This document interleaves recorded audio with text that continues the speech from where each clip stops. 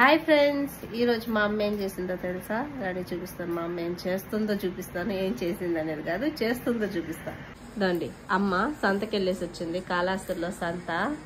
గోంగూర కట్ట చూసారా? ఒకటి 5 రూపాయలు గోంగూర కట్ట అయితే, ఈ బెండకాయలు అయితే 20 రూపాయలు. చూసారా? ఇవైతే ఈ డబ్బాలు వచ్చి ఆన్లైన్లో ఆర్డర్ పెట్టుకున్నాము. అమ్మ ఆర్డర్ పెట్టుకునింది. ఇవైతే వెజిటేబుల్స్కి వేసి పెట్టుకునే దానికి, మునక్కాయలు అలాగా అన్ని.